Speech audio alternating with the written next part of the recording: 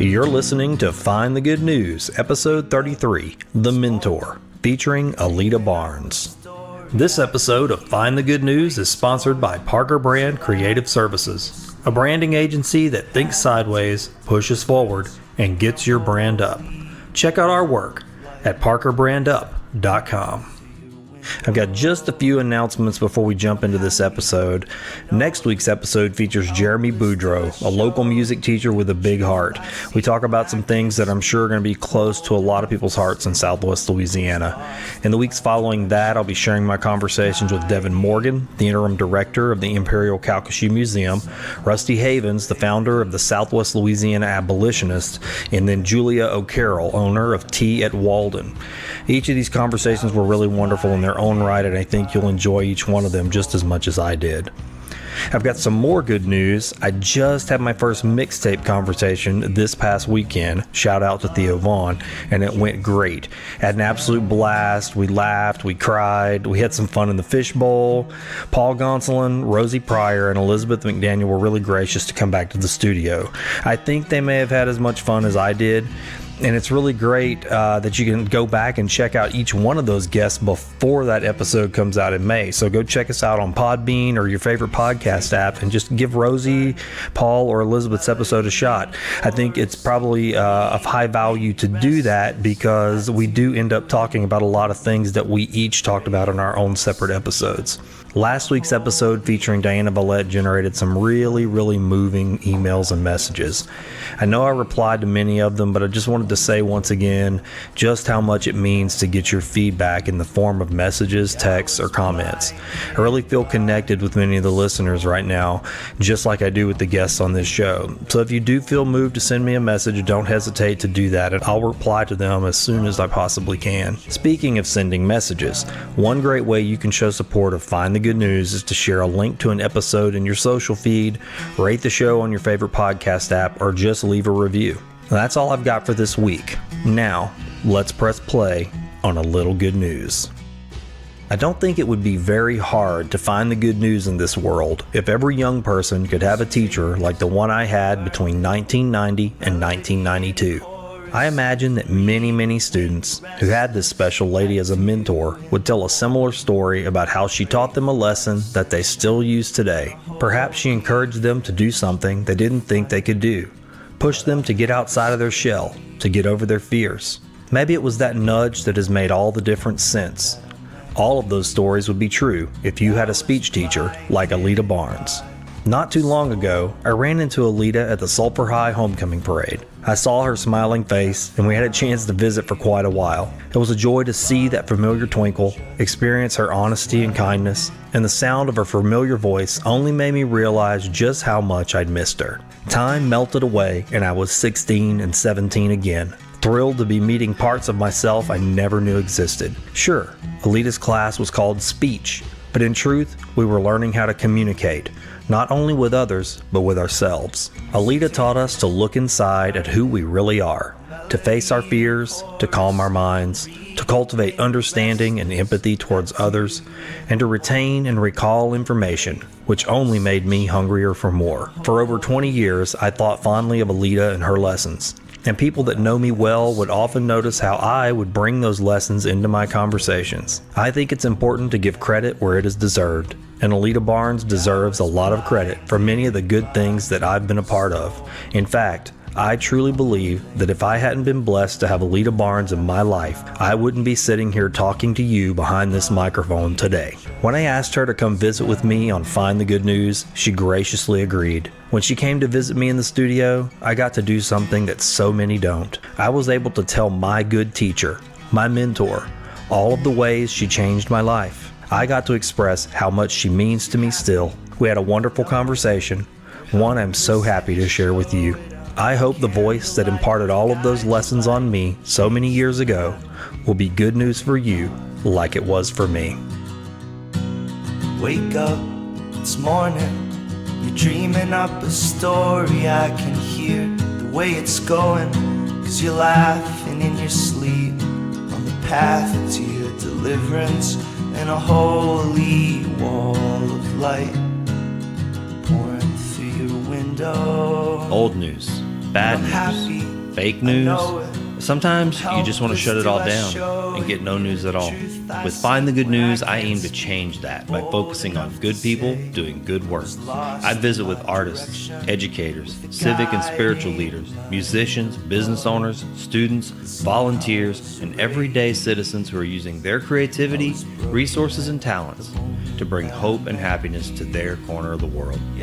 In each episode, I dig into the hearts and minds of my extraordinary guests. We have street-level conversations about relatable things going on in their lives.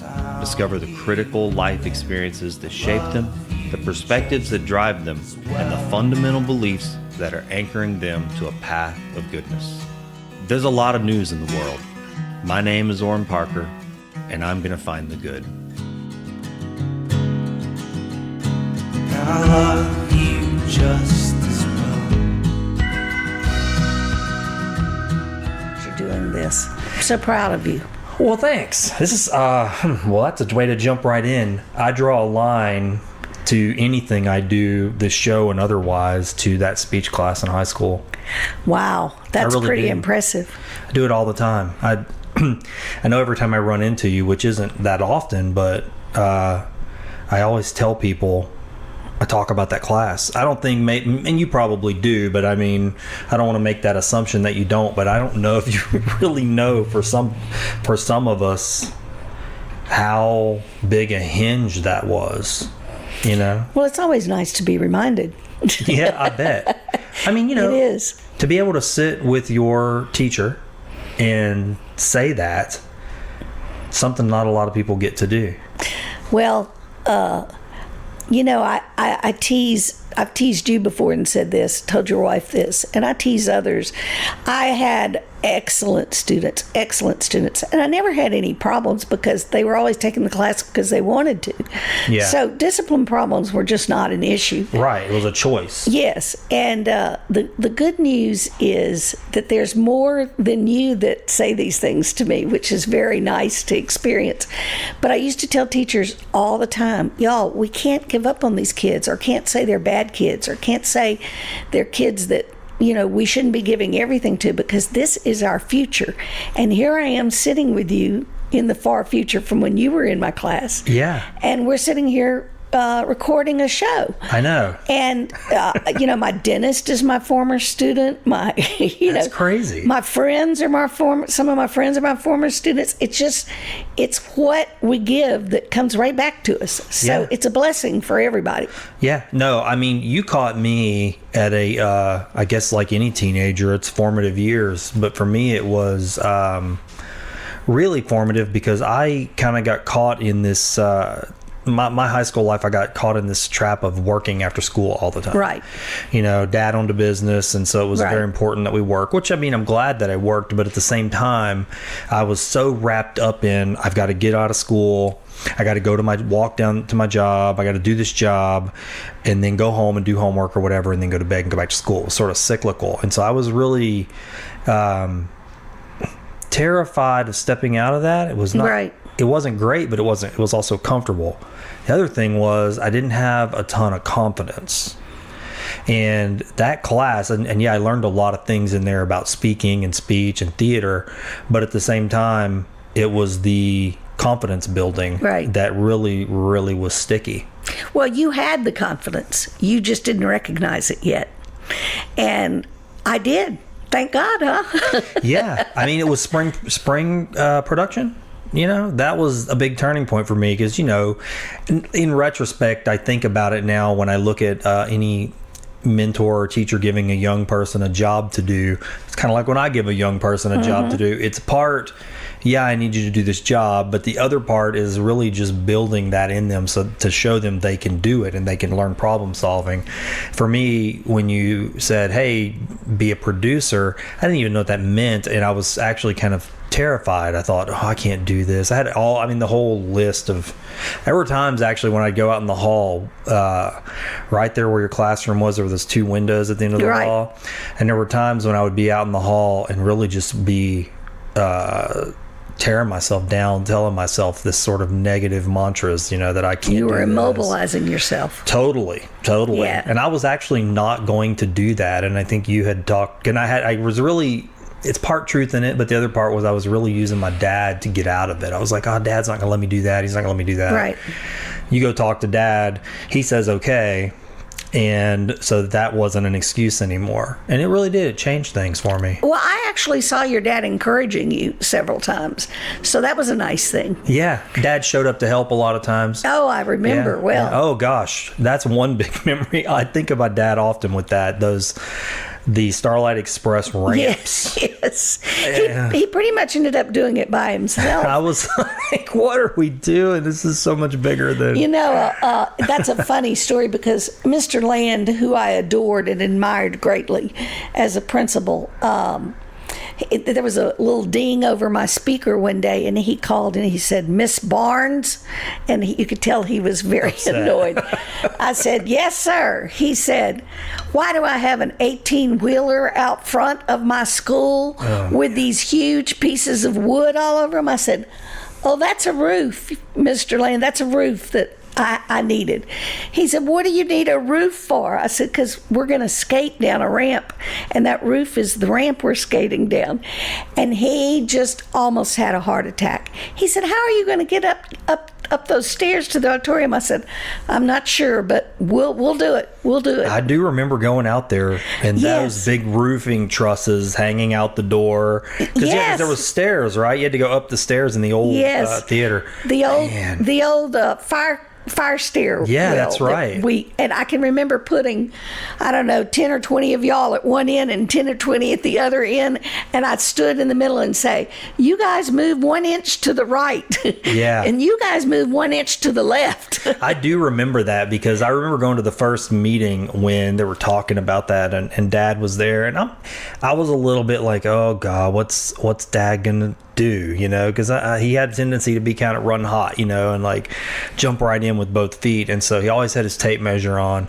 I'm glad he did though. He did. In the middle of that meeting, everybody was talking about how we're going to do this ramp. And then the idea was there, and he gets up and he started in the middle of the meeting and starts measuring the floor, and I was like, as a kid, you're not you want to, in retrospect, you're proud. Yes. But as a kid, you're mortified because it's like, why is my parent standing up? Yes. Oh, please don't embarrass me. Of course, they're not trying to embarrass you, obviously. But, if I didn't have a community that did that kind of stuff, sometimes I didn't even know how we were going to do something. But once the community, the guys and the women came in, so many women in this community sewed costumes and sewed whatever embellishments on the costumes that we needed. And I don't know if you remember when we did A Few Good Men. Oh, I was in that. Yeah. Yeah, I know you were. Yeah. We did A Few Good Men, and I just didn't want to go to the district competition again and not care about what we were doing. And so all of the uniforms had to look exactly alike, the boots as much as possible. And of course we won with that. So there was always a ton of people involved. Yeah. It was not just the students, it was not just me, and the community business people that gave so much money to us to be able to put that on. It was absolutely incredible. And I tried to tell people about it, but a lot of times people get lost in the details and they don't really understand what we're doing as a whole. Yeah, and the value. That's something I think with my own children is very important, is the value of planting something in them. Oh, yes. Those experiences are so formative. I don't know any other way to say it. I think back even to this day. I'll tell you something else that my employees would all vouch for this.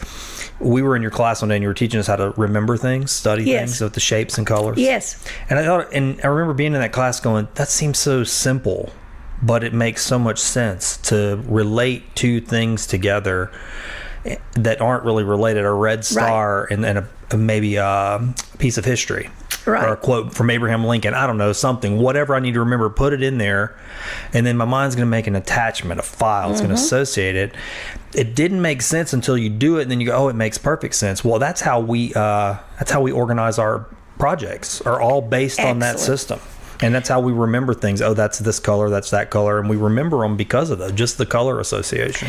Well, I came up with that when I was in college because people in my study groups would always say, I'm studying for these tests.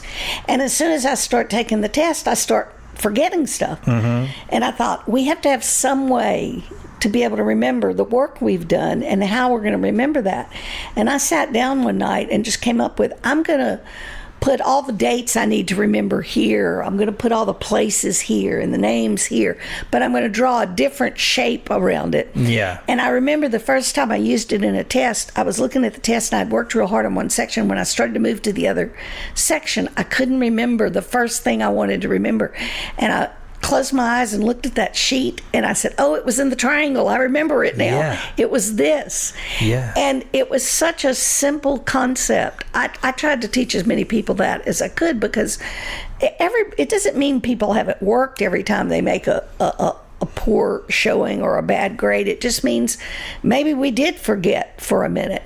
And everybody that ever used it always came back and told me, this is what got me through school. This is what got me through college.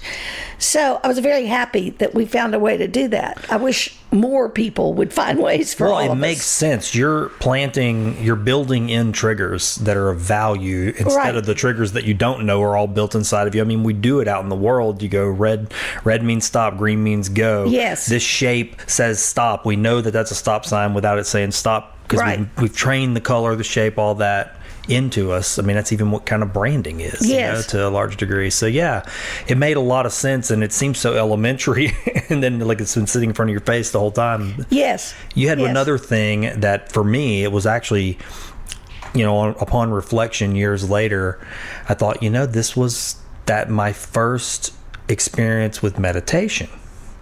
And you were talking to us about envisioning a red ball. Yes. Do you remember that? Yes, our exercises to relax and get into our character. Yeah. I do remember that well. You do? I took that to heart. And when I kind of rediscovered meditation as an adult, in just various books and people, and experiences, I was like, it's interesting because it would just draw back to me that speech class about the red ball. And I was like, I used to do this. Some of these exercises go right into that. So yeah, I can draw a line to that too. Well, since the people listening to us don't always understand what we're talking about, we're going from memory. We used to have ways to come out of who we are and play a character. And that's a very hard thing to do. And I was taught, just like you were taught things, I was taught years and years and years ago when I went into speech and drama and communications of all kind, I was taught that you just have to watch people a lot. So I spent my life watching people. And there are all kinds of people, so it doesn't mean you can nail every one of them, but there are some definite things that a lot of people do on a regular basis. And if you watch, you can be that person. But it requires you coming out of your personality to become another personality. So I would, of course, say to y'all, I want everybody to close your eyes and picture a ball and make it red, make it yellow, whatever color you want.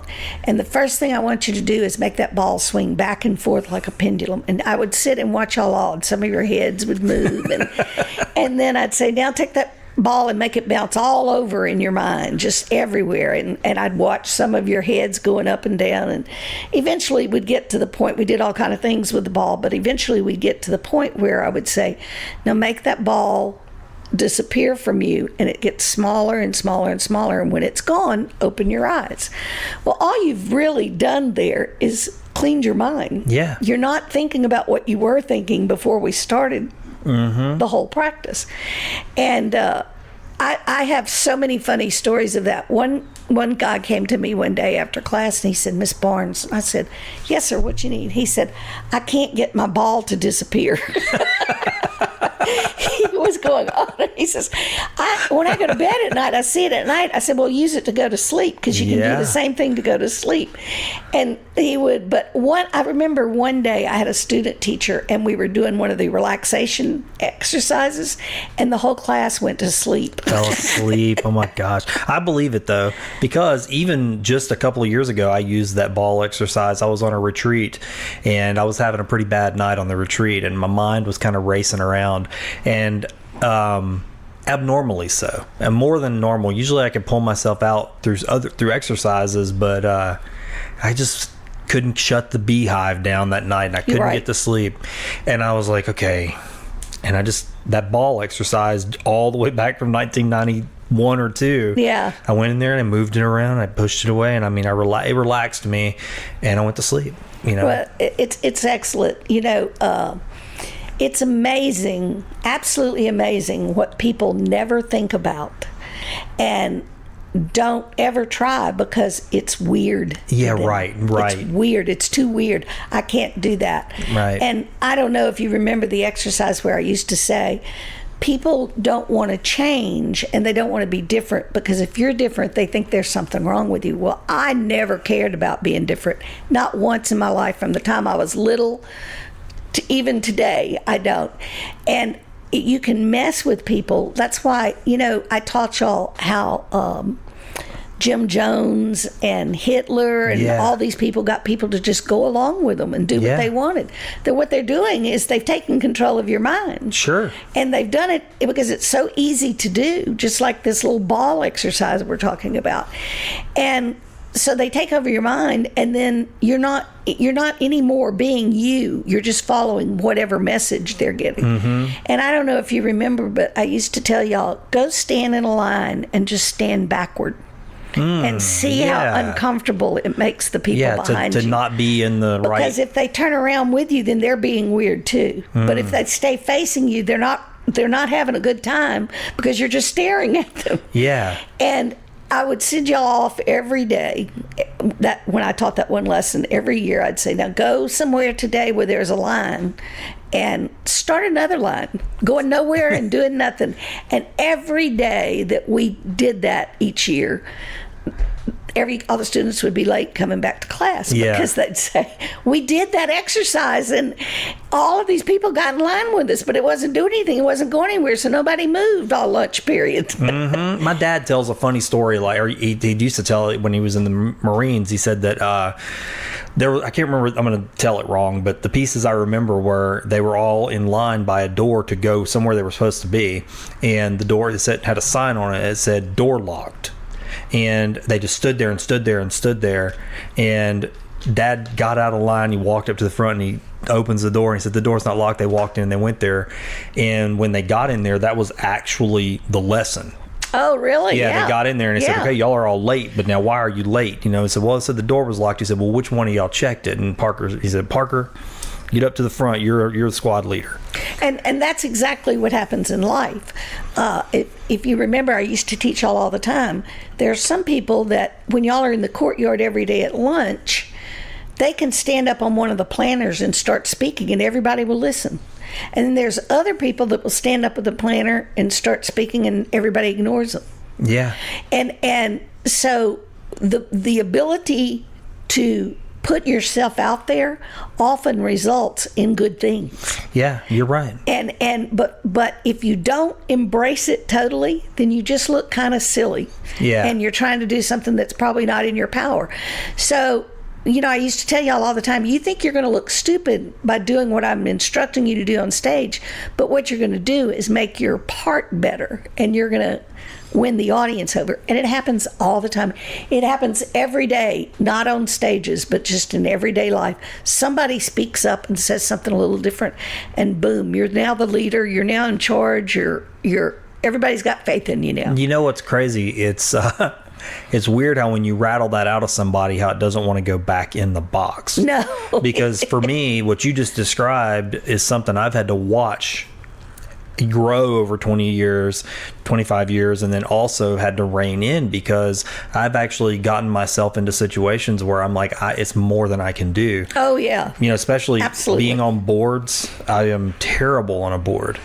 And I've been on several, but I've had to just stop. And I finally, it wasn't because I don't find value in what that organization's doing, right, or want to volunteer, or any of those reasons. And it comes off that way sometimes, my denial, but it's me. I'm actually protecting myself from myself, because what's going to happen, and it has happened every time, so I get on a board and I feel like I'm sitting in a corner watching and listening at first. And then as enough time goes on, I'm back there going, we could do this, we could do that, but we don't have the manpower. Well, I could do it. And then before long, I'm speaking, vocal, I've taken over the project, I'm doing the project. Yes. And I'm like, that stepping out isn't good for me all the time. So I've had to like pull back in the last 4 or 5 years and go, okay, I need to dial this in a little tighter, because I'm my own worst enemy in that regard. Well, people who are ambitious, I have to be careful about that, because you get yourself into too much, and people are willing to let you do. Trust me. Yeah, right. Just like when your dad came and ended up being the only one working on the ramp. It's exactly right. Yeah. All of the other men said, "Oh yeah, we're going to come help you. We're going to help you." Your dad was the one that showed up. Oh yeah, I remember. I was there with him, like holding his nuts and bolts that he would hand me. Yes. Yeah, that's how. And there were a lot of people that questioned why we did the spring production, because it was so big. But when I started the speech department at Sulphur High, I was determined to give y'all every experience you could have. And very, very many people were not sure it was going to work. Well, when it became such a success, I had 1 million people trying to tell me what to do with the spring production from there, because we made vast amounts of money eventually. Oh, it's packed. And then we had to go from one auditorium to another, and we did the last one we did at the Civic Center. Oh, I didn't know that. And they even told me, I said, I need you to put all the seats in. And they said, nobody ever fills all the seats. And I finally said, I'm not going to rent this space unless you put all the seats in. And the night of the show, we still didn't have enough seats. And they were saying, can we do standing room only? And the only person that could answer that was the fire chief at the time, and who was over the whole fire department, because you can't go past whatever he says. And he told them, put your seats in. You've got room for it. Put your seats in. And they finally put all the seats in. And we still had standing room only, and people still stood. But everybody would say, why are so many kids and so many people involved? I said, for one reason, they're having fun. Yeah. They're just having fun. It was fun. And I can tell you how many examples I could give here. One girl that was a starter on the basketball team, and the basketball coaches said, well, you can't be in spring production and be on basketball team. And so she quit basketball. Wow. And I was like, are you sure you want to do that? And not that there were not coaches that worked with me. There were coaches that worked with me, and we both gave in and we both worked on it. And so we just had this massive amount of people try out every year. And I'll never forget saying, I'm going to do an all-boys ballet. And everybody said, the boys in Sulphur will not. The line went around the building for the boys that wanted to be in that.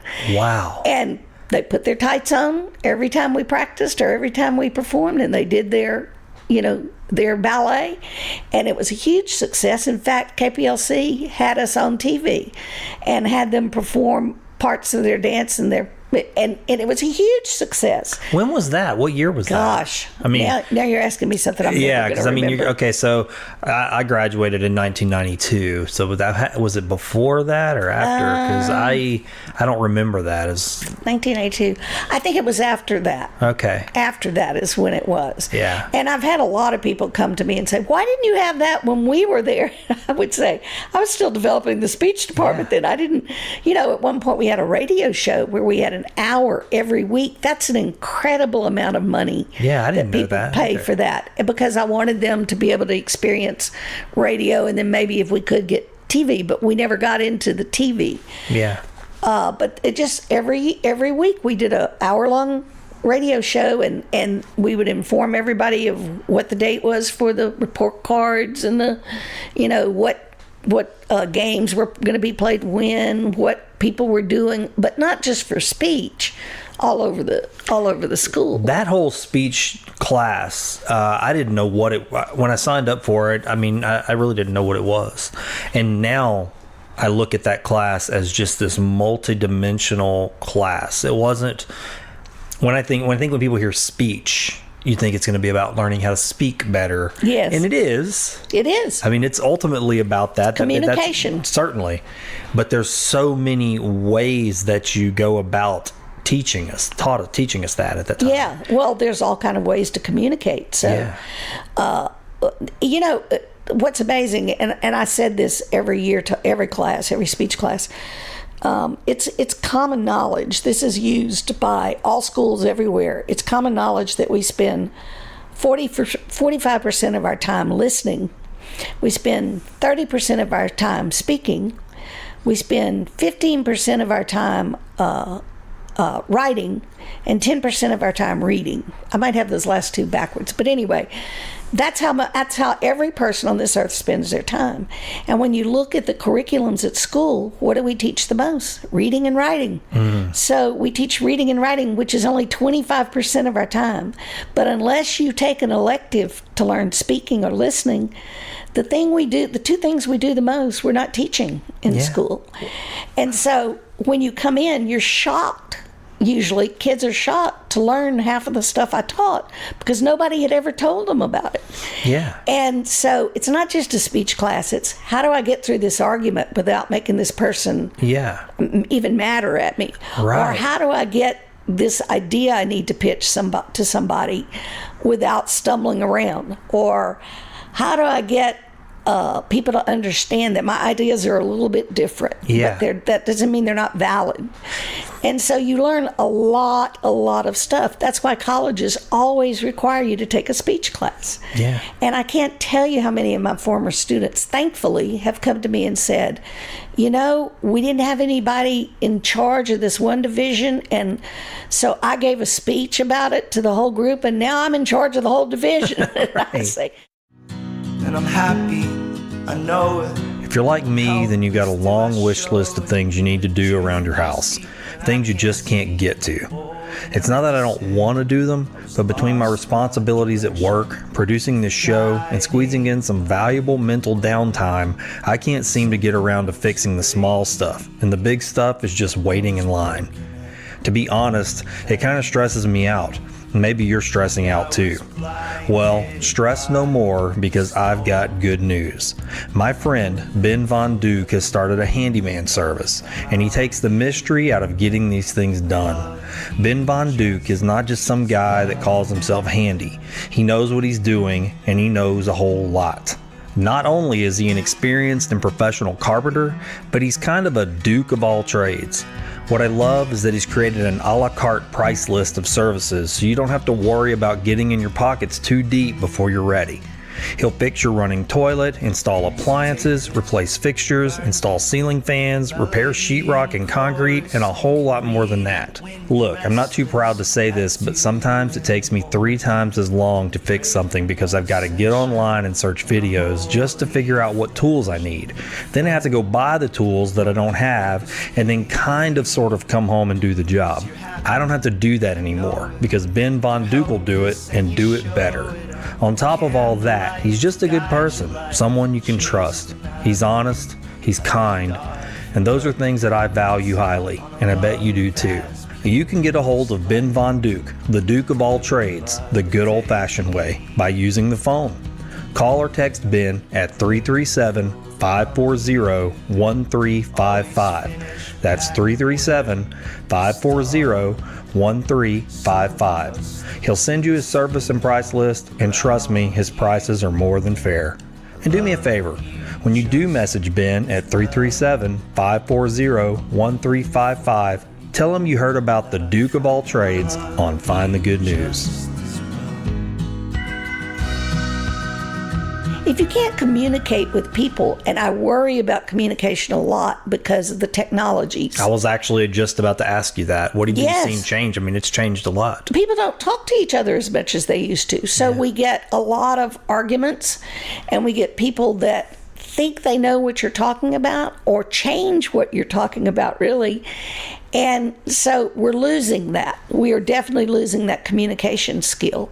And it's such an important skill. I mean, I just, when I went to law school after teaching, although I love teaching and I think I was put here to teach, I had a great experience in teaching. When I went to law school, I looked around and I thought, there's a lot of very young, very intelligent people in this class. How am I going to distinguish myself to be able to get a job and make a career, a second career? And one day they called us all together, and every law school does what's called a moot court competition. And as soon as they started talking, in my head I went, ding, bingo, bingo. And I made it all the way. It's a competition, and you compete against the people in your own class. Okay. And they do it just like a tournament. They break it down until they get to the final four. And I made the final four. And I actually had to speak before Supreme Court justices and to do the final four. But what I realized was I had that skill that very few of those young people had anymore, because they did grow up with the technology and ended up getting a scholarship for the rest of the school. And it was just a huge skill to have. And I worry that they don't have the skills anymore. And it's going to affect them in the future. Oh, I totally see it even in just my day-to-day life. I mean, I can say this, I'll probably do that the whole time we're talking today. Everything you're talking about communication and listening goes right back to what I wanted this show to be all about.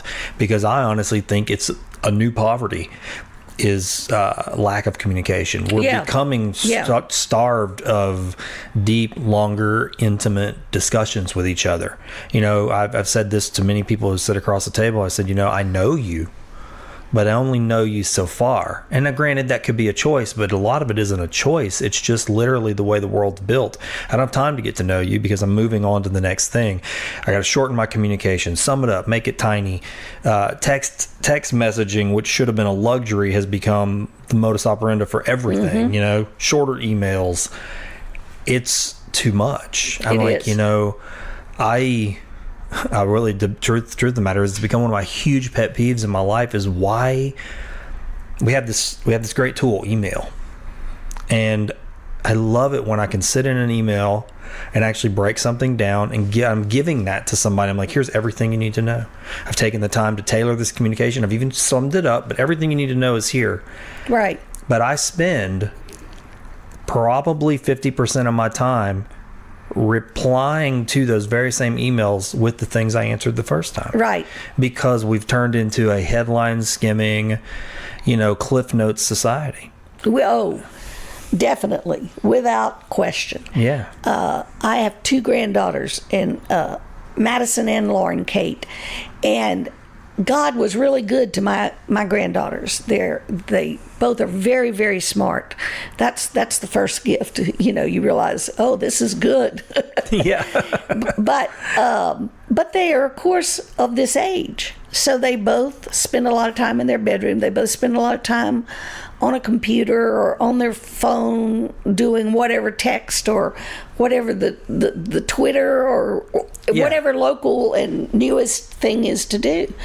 But because they were fortunate enough to get that gift of intelligence, they know they've got to look other places, and they've got to have some conversation with certain people if they want to know what they're talking about. And it's very pleasant to speak with both of them. I remember when Lauren Kate, the youngest, was very young still, we walked into a store one day and they had one of those M&M displays, but it was full of Snickers. And she stopped and she was staring at it. And finally she looked up at me and she said, "How random." And I went, "Where did you know that word?" Or, with Madison, I remember I was singing that old song. I was born by a river in a little tent. Yeah. And she was walking along with me. She was only about 3 or 4, and she said, "And just like a river, I've been running ever since." And I stared at her and I said, "How do you know that?" And she says, "Oh, Dad sings that song sometimes. I know that song." If you don't get out of your space, and if you don't, even if you're even in a younger age in today's time, you've got to collect some history and some experience in order to be able to see what's happening in your world, even though it's a different world. Yeah, George Carlin talked about that a lot.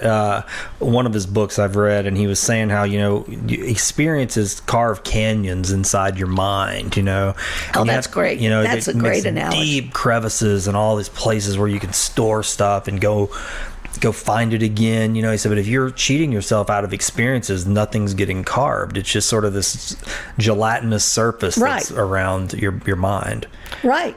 Yeah. And you're leaving other people better. Yeah. You're leaving them far better when you can pass something along that they can use. And that's what, and I don't mean to point at anyone and say they shouldn't do that. Everybody just lives their life and tries to do the best they can, is what I think. But we miss so much when we're not involved with our elderly people because they have so much knowledge that we don't have.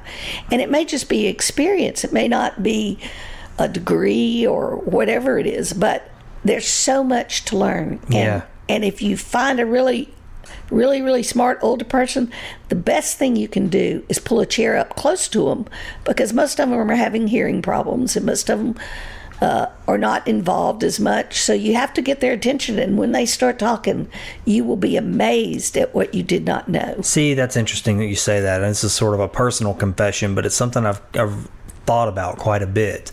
And it has a lot to do with the men in my family. My mother's father passed away when I was in the 8th grade. And so while I did have some experiences with him, he dies before I really hit those years where having a male mentor in my life, a fatherly type grandfather figure, would be important. My dad's father, for various reasons, the relationship sort of broke down, so that person was out of my life. He passes away. And then my dad and I had sort of a tumultuous beginning. And so by the time I'm old enough to sort of get over myself, and it's time. Right. Then he gets sick and passes away. Exactly. And so I've told my wife this and other people. I said, there's sort of a deficit in my own life of that wisdom getting passed on, And so it's very important to me now, and I might overdo it, when I talk to my kids, nothing's ever surfaced. And they probably would tell you that, like, Dad, if we do something wrong, I'm quoting fingers in the air, wrong, and it's lesson teaching time, get ready, because Dad is going to. Yes. It's time. It's like, okay, I'm about to pass all this on. And it's because it's really important to me to do that. I think because someday I may or may not be that older person. Right. So in a way, I'm not getting to receive it necessarily, but I think there's a value in it. But it'll have to come from me to them on that side. Does that make sense, what I'm saying? Oh, absolutely.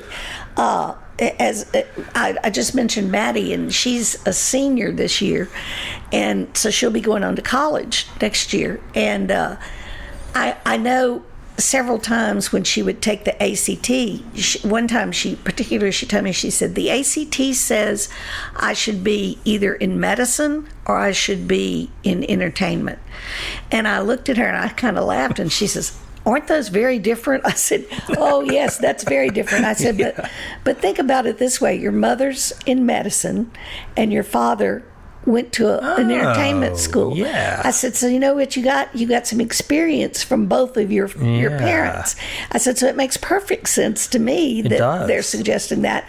Now, she's going to go into medicine as of right now, and so either one would have worked for her, because she's already got some experience and some knowledge of both of those fields because of the people she grew up with. Yeah. And if she were to separate from that, she would not have had that little bit of an advantage to know what field may I look into. Because, everybody should know that when you get out of high school, you're not ready to make your life decision about what I'm going to do.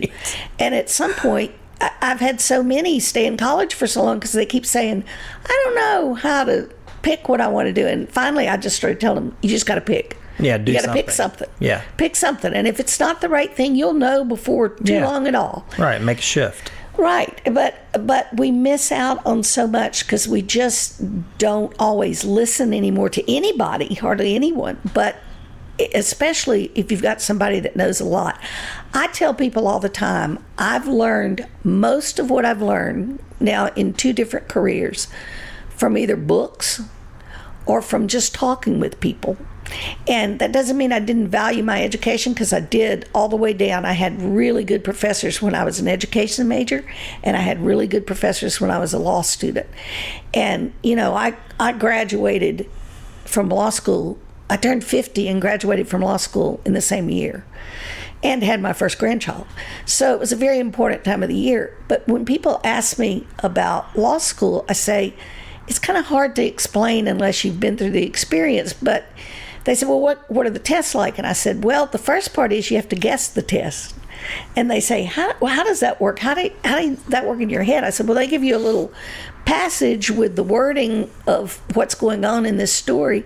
And at the end, you've got to figure out what laws they want to hear about and what are the specific laws that they want to hear about. Interesting. I said, so the test is a test to your head before you ever even start writing. And I said, and then, around that, you've got to decide what kind of law you want to practice. And I can tell you, almost no one knew what kind of law they wanted to practice. I wanted to be a litigator for obvious reasons, because my skills that I had already built all my life, I wanted to use in front of a courtroom.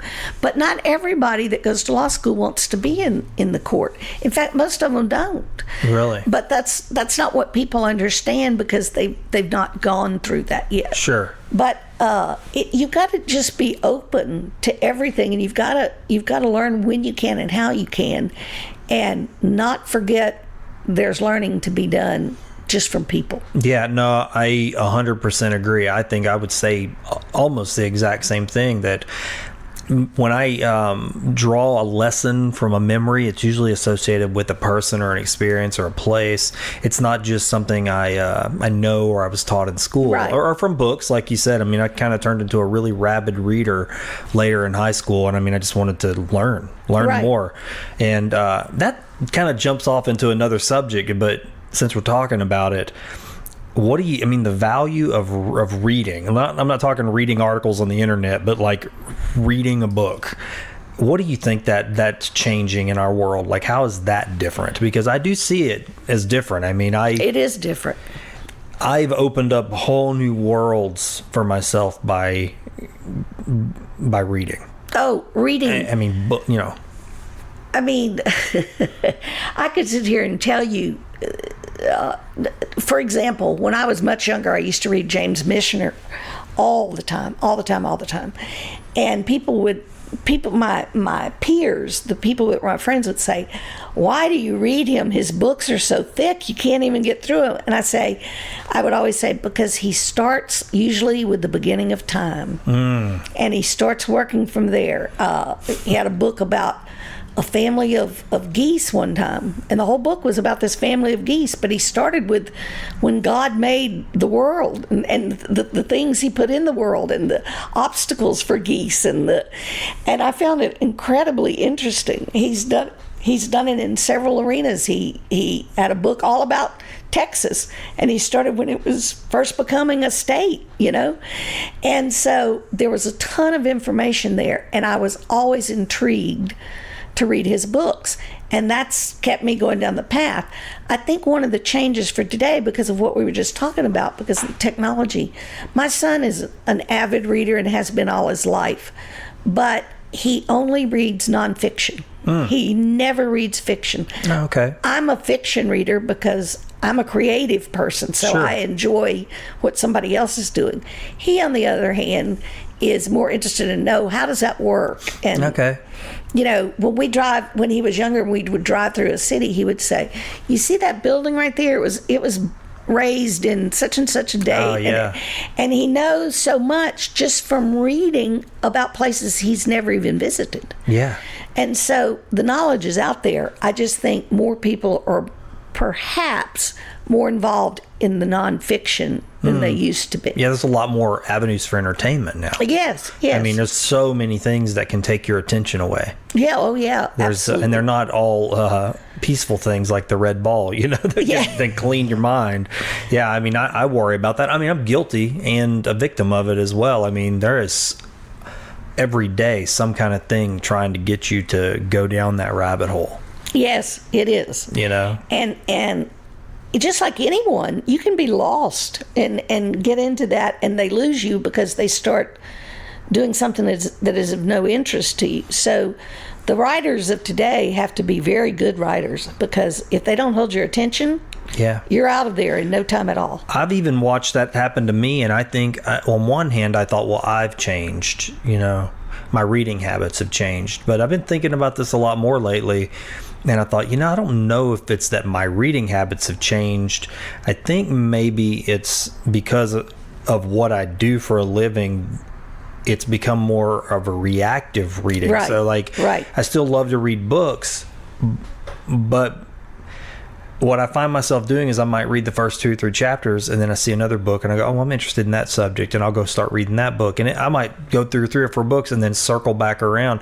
I bought a book in 2016 called The Wheel of Time, and it was a Buddhist book. Anyway, I started it in 2016, but then I got off on some Thomas Merton, and then I got off on something else, and then 2 months ago I said, oh, Wheel of Time, I need to go back. And so I did. I went back and then I finished it. But it was good. Like, I don't know what's changed in my reading habits, but it's like front to back.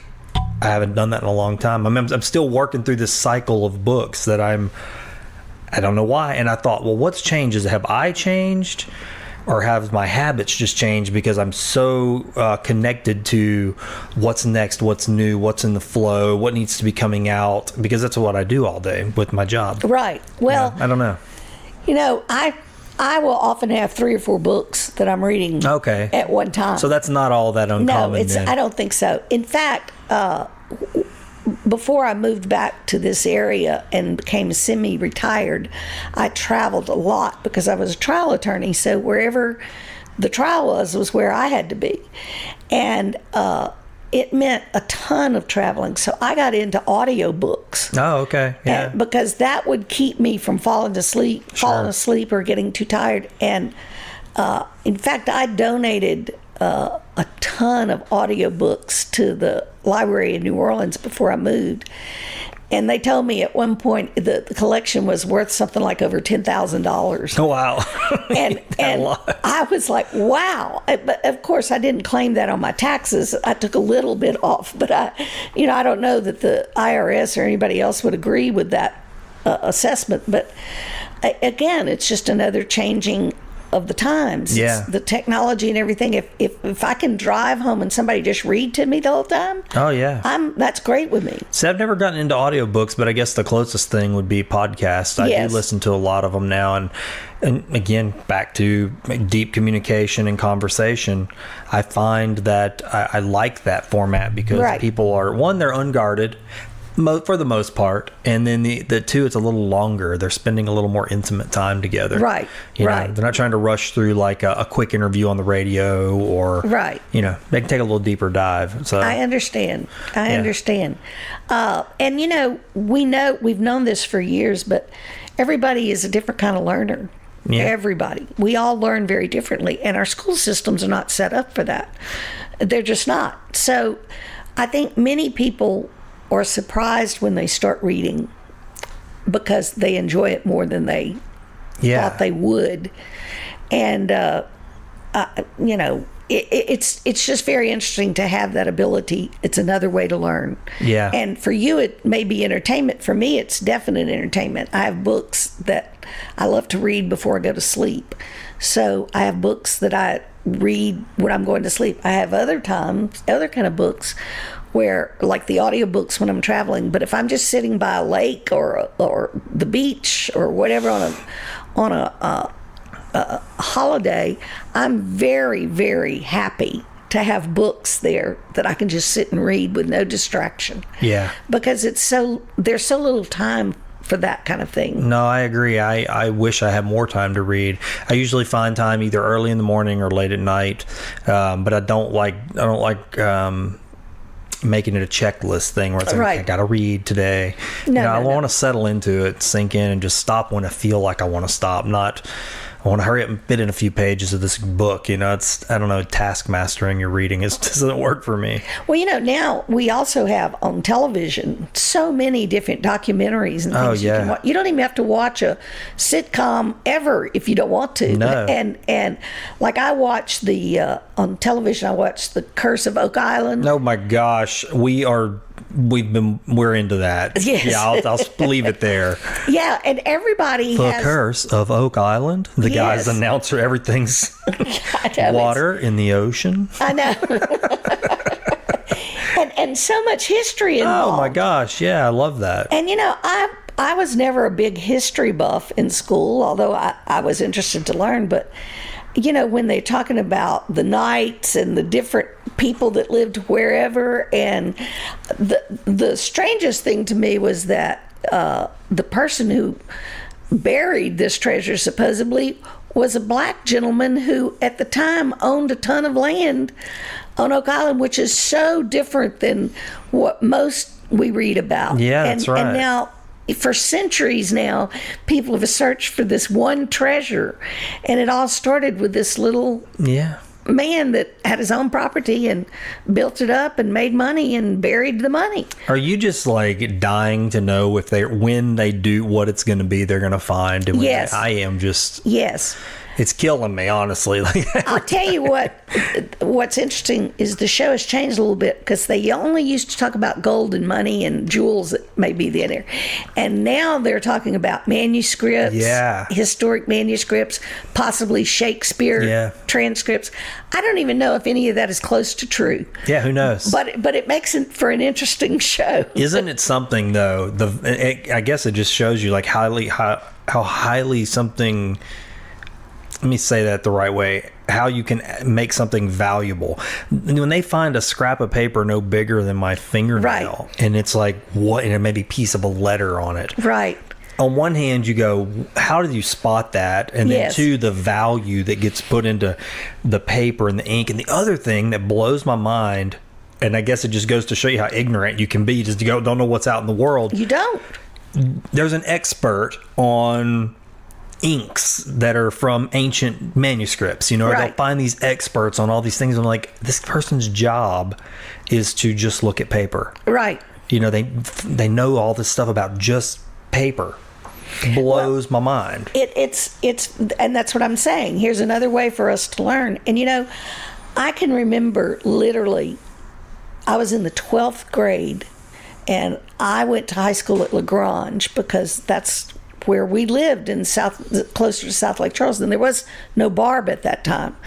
And I can remember my history teacher telling me for the first time ever in my life that we had Japanese internment camps.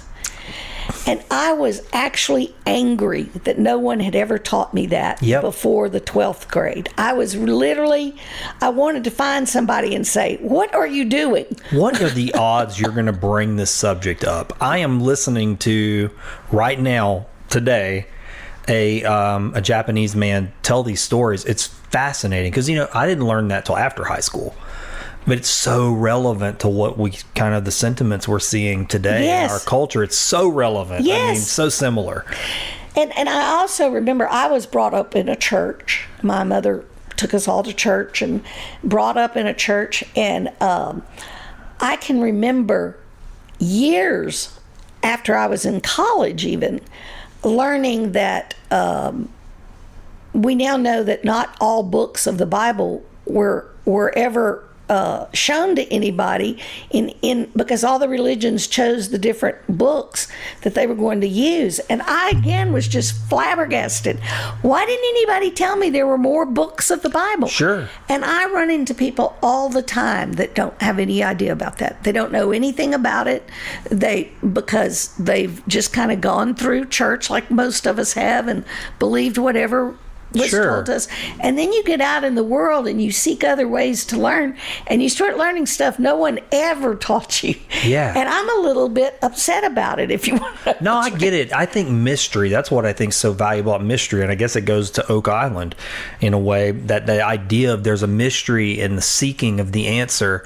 Because for me, I would say that's when I really started shifting my reading towards philosophy and religion and wisdom books and things like that, because I had an experience that was mysterious and I hadn't learned anything in my life that framed it. Right. You know, so I'm Right. 20 years old and going, this is strange, right? This thing has happened. Something's changed in me. I can't explain it. Of course. But there's no adult. I didn't have an adult. I didn't have a culture to go to. I didn't have a network of friends who had any knowledge. I didn't have anything from Right. school, right? So you're going, well, where do I go? So I go to books. And I start reading and going, I'm looking, as I'm reading, it's almost research. I'm researching to try to find someone who says something that sounds like what I've had experientially. Right. And that was really where religion and philosophy, where I got piqued, because I went, oh, in that journey of looking to explain that, Exactly. I started discovering that all kinds of people, it cracks open this whole world, and I go, oh, so people have been having this happens all the time throughout history, but Yes. everybody's, it's just different people saying it different ways. And Yes. it's been explained through this person's eyes, or in, feudal, Japan, or whatever it may be. And I was blown away, actually. It was a big eye opener. I thought, wow, this is kind of beautiful. Mm-hmm. It's like this big bouquet of flowers. And I'm happy.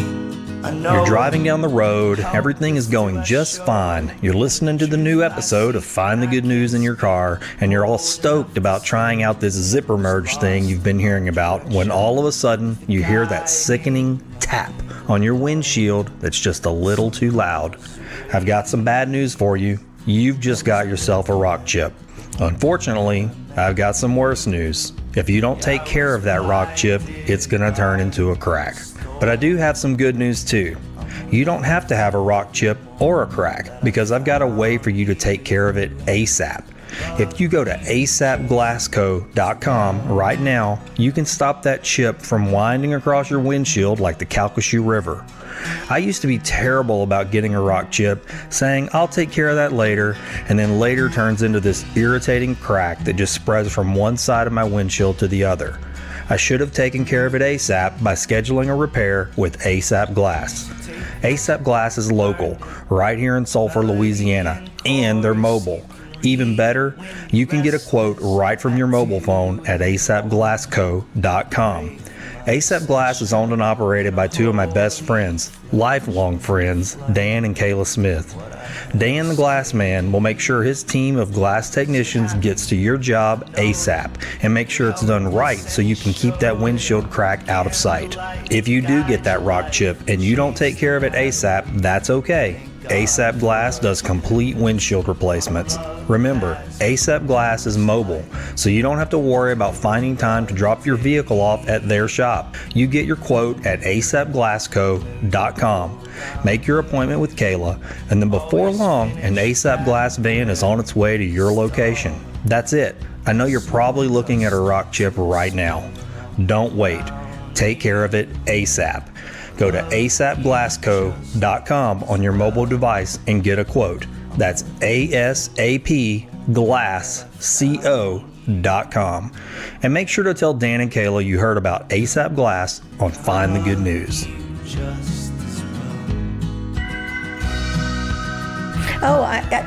You know what amazes me is in politics today, I can remember when I was in college and a young person, we talked about politics all the time, and no one got angry. No one. And that's something? No one ever got angry. Nobody hated you for the rest of the life. But now we're kind of in some of those same situations that we've been through history, and now you just say you're for one person or another, and suddenly whole groups of people cannot like you. Yeah, yeah. and so what makes me think, what I think about that is when I would teach you guys all the ways that people can take over your mind and your thoughts and the ways it changes. And what I know is true is that a lot of people just out there in the world, doesn't have anything to do with them being smart or not smart, don't understand most of our laws. And I only know that now because I've gone to law school now. Okay. And There's assumptions, right? Yes. Like, so many of the laws people often quote or talk about, it's not at all what the true meaning of the law is. And that doesn't make them stupid. Again, it doesn't make anybody stupid. It's just they haven't had that knowledge given to them yet. Yeah.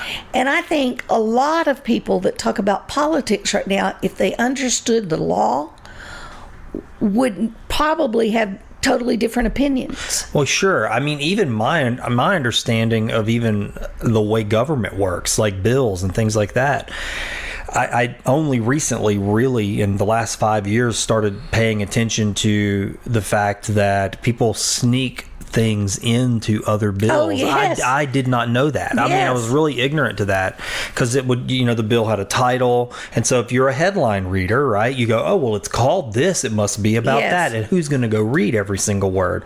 Well, that's one of the good things, I guess, about the internet. Yes. It's revealed those things for me anyway to go, oh, well, this person snuck this part in, and this ain't got nothing to do with it, but they piggyback these things in there, and so many of these things aren't really good at all. Well, I had a Trojan horses, I guess. Yeah, exactly. And you're absolutely right.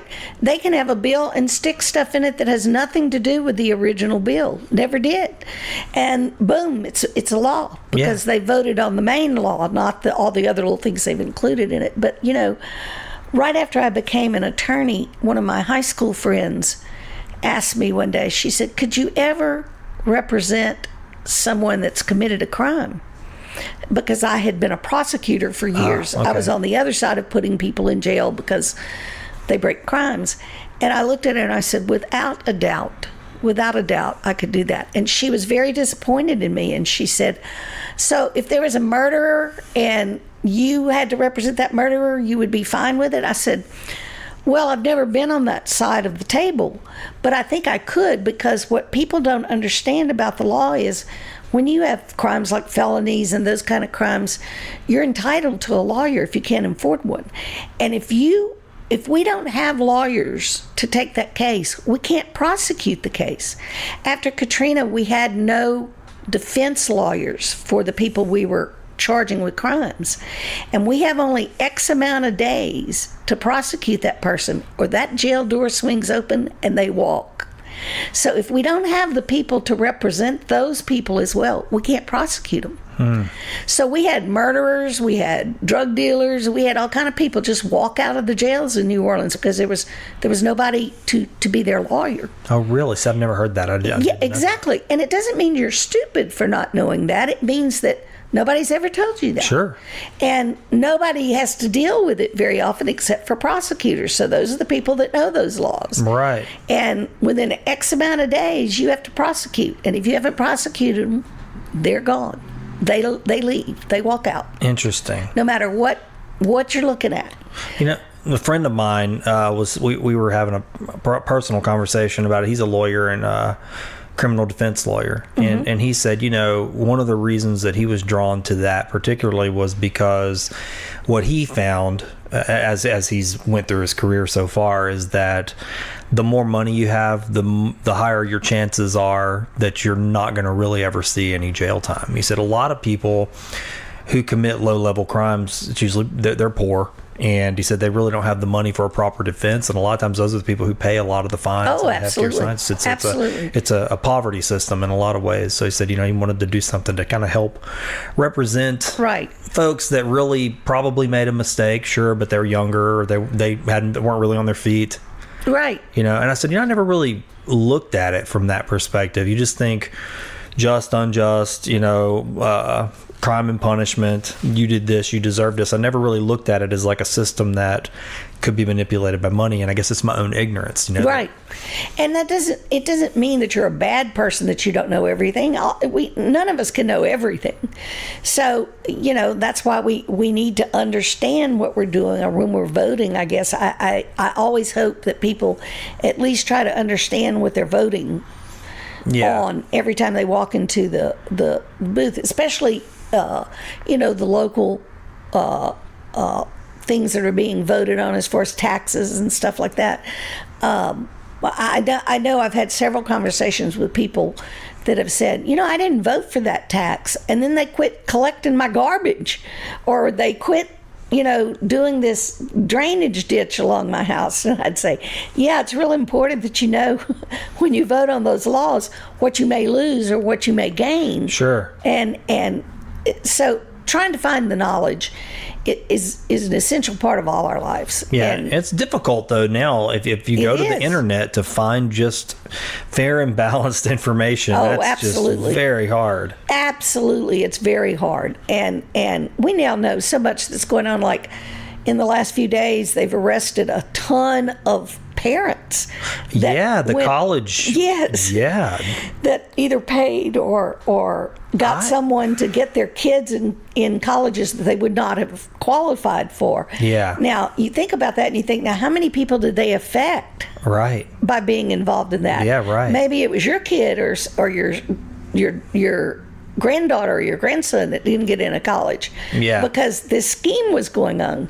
So there's definitely evil in the world. If you don't know what's out there, you can't protect yourself from it. Yeah, well, it's systems to be manipulated. I mean, I can go off into that for a while because, man has been doing that for a very, very long time. Absolutely. We manipulate nature. We see a system, we see a benefit, we can reap from it, and then we try to harness it, control it to our benefit. Exactly. Yeah. Exactly. My mother, I had the most amazing mother. And like I said, I was the 8th child, so she had already raised 7 children before me. But my mother used to tell me on a daily basis that I could do whatever I wanted to do. And I believed her. And if she hadn't done that, I don't know that I would have been anything that I have been in my life. And it was just that constant reassuring to me that if I wanted to change the law, I could go run for Congress if I wanted to. If I wanted to be a sports person, I could do that. All I just needed to do was do the work and do the training. And you have to always remember that, just like your mother's telling you that, some future criminal's mother may be telling them that as well. Yeah. And it's kind of mind-boggling what the criminal mind can come up with and do. Yeah. So it's essential.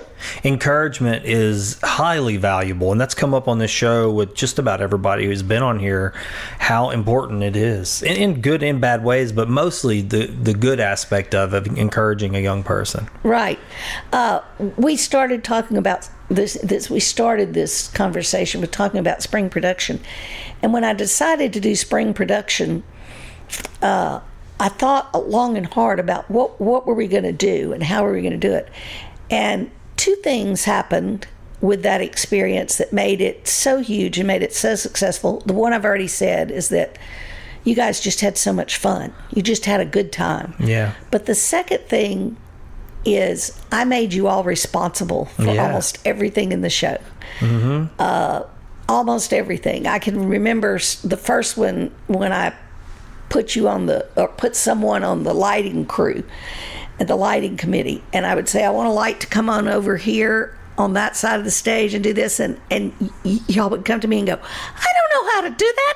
I don't know anything about lighting. How am I supposed to do that? And I'd go, I don't know. And I'd walk away, and y'all would get so angry with me. I'm telling you, through a good part of the school year, y'all hated me. But at the end of the school year, and at the end of the show every time, you were all so proud. Oh, yeah. You were so pumped up. Feeling of accomplishment was really high. Yes, because you would go out and do this show and you would see the audience adore it, and we'd made a ton of money, and you would just be so proud because you did that. It's funny because that's all still there for me. In my job, and I'll just use brand building as an example. It's very similar to that. There's all these moving parts. For a brand, we may be building a series of videos, and then we might be building social media elements for them to do, then print, and then billboards and this whole like orchestra of things.